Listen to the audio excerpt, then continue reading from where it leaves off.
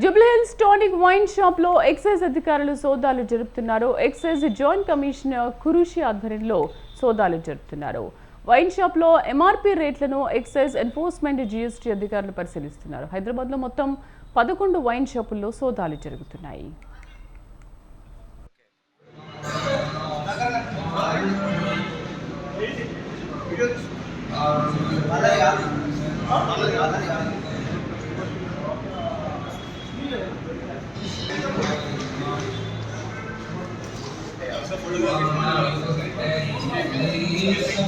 चार वालों को ले रहा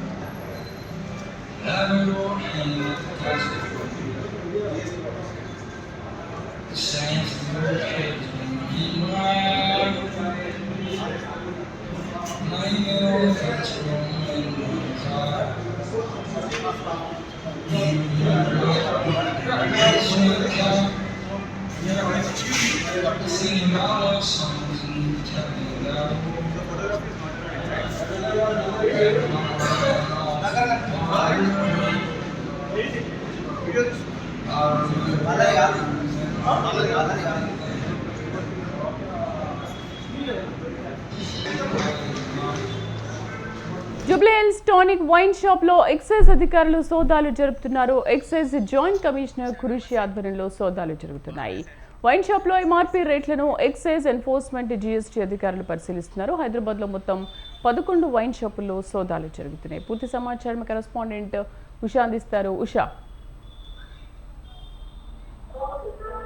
శ్రీధరి, గత 7 నెలల నుంచి టానిక్ ఏదైతే ఇది మద్యం షాప్ ఉందో దీనికి సంబంధించినటువంటి ఎక్సైజ్ అనుమతులు అలాగే పాలసీకి విరుద్ధంగా ఇచ్చారన్న కోణంలోనే జిఎస్టీ అధికారులు ఎక్సైజ్ అధికారులు సంయుక్తంగా అయితే గత 3 రోజుల నుంచి కూడా దాడులు చేస్తున్నారు. మాధపూర్, గచ్చిబౌలి, బోడుపల్లి మూడింటికి సంబంధించి కూడా ఎక్సైజ్ అండ్ జిఎస్టీ అధికారులు సంయుక్తంగా అయితే దాడులు కొనసాగిస్తున్నారు. ప్రస్తుతం చూసుకున్నట్టయితే దీని వెనుక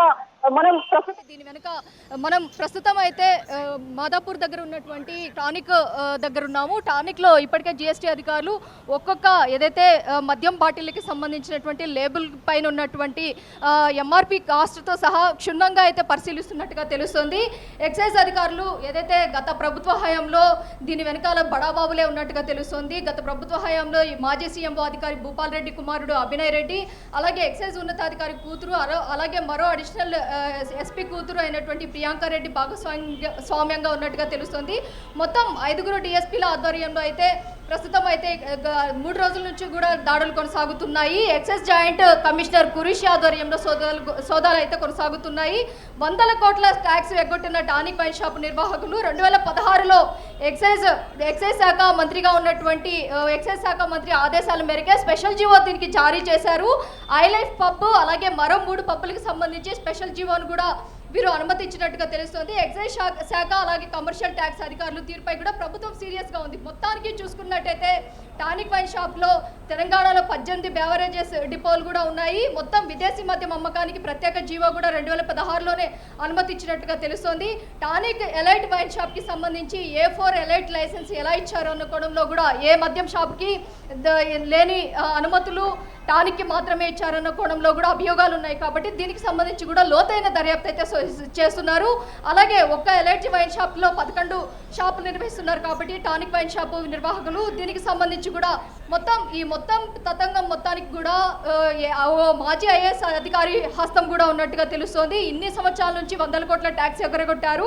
ఎక్సైజ్ శాఖ అలాగే కమర్షియల్ ట్యాక్స్ అధికారులు పట్టించుకోకుండా గత ప్రభుత్వ హయాంలో బీఆర్ఎస్ అనునాయులుగా ఉన్నటువంటి వ్యక్తులు ఎవరెవరైతే ఉన్నారో వారందరూ కూడా కొమ్ము కాశారు అన్న కోణంలో కూడా ఈ ఎలైట్ ఏదైతే టానిక్ మద్యం షాప్కి సంబంధించి అభియోగాలు ఉన్నాయి. మొత్తం మీద చూసుకున్నట్టయితే సీఎం రేవంత్ రెడ్డి కూడా సీఎం రేవంత్ రెడ్డి కూడా ఎక్సైజ్ శాఖలో దాడులు జరిగే అవకాశం ఉందనేసి గత కొద్ది రోజుల క్రితమే చెప్పడం, దానికి తార్కాణం ఇదే అనేసి తెలుస్తుంది. ఎక్సైజ్ శాఖ అధికారులు చేస్తున్నటువంటి సోదాలు ఏవైతే ఉన్నాయో ఇవి సీరియస్గా దాడులైతే 3 రోజుల నుంచి కూడా కొనసాగిస్తున్నారు. మొత్తం 100 కోట్ల ఏదైతే విదేశీ మద్యం స్వదేశానికి ఏదైతే భారతదేశానికి తీసుకురావాలి అంటే వ్యాట్ చాలా ఎక్కువగా ఉంటుంది. దీనికి సంబంధించి ఎలా వీళ్ళు మేనేజ్ చేశారు, మొత్తం ఓవరాల్గా దీనికి సంబంధించినటువంటి లెక్కాపత్రాలన్నింటినీ కూడా గమనిస్తున్నారు. ప్రతి ఒక్క లేబుల్ దగ్గర కూడా ప్రతి ఒక్క మద్యం బాటిళ్ల మీద కూడా లేబుల్స్ని అయితే క్షుణ్ణంగా పరిశీలిస్తున్నారు. ఒక్కొక్క దానికి కాస్ట్, అలాగే దీనికి సంబంధించినటువంటి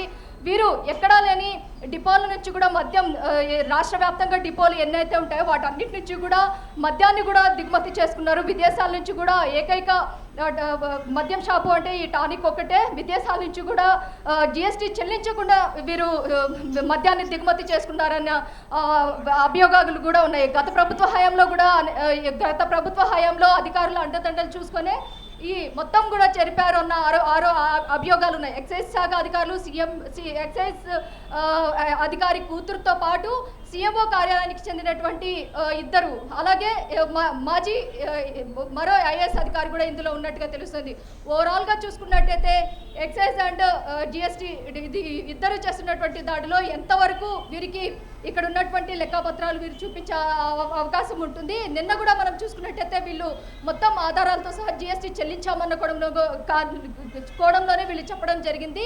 వీళ్ళు జిఎస్టీ ఎంత చెల్లించారు, ఎంత కొనుగోలు చేశారన్న దాని మీద పూర్తి స్థాయిలో అయితే ఫోకస్ చేస్తున్నారు. మొత్తం మీద హైదరాబాద్ వ్యాప్తంగా గత బీఆర్ఎస్ ప్రభుత్వ హయాంలో అండదండలతోనే బడాబాబుల అండదండలతో పాటు రాజకీయ ప్రముఖుల అండదండలతోనే వీరు ఈ విధంగా జిఎస్టీ చెల్లించకుండా చేశారన్న అభియోగాలు ఉన్నాయి. కాబట్టి జిఎస్టీ అధికారులు అలాగే ఎక్సైజ్ అధికారులు ఈరోజు సంయుక్తంగా చేస్తున్నటువంటి దాడిలో ఎంతవరకు వీరికి నగదు లభ్యమయ్యే అవకాశం ఉంటుంది, దీనికి సంబంధించినటువంటి లెక్కపత్రాలు ఏ స్థాయిలో వీరి దగ్గర ఉన్నాయన్న కోణంలో అయితే పూర్తి సమాచారం మరి కాసేపట్లో తెలియనుంది. Sridevi. Right Usha, thank you.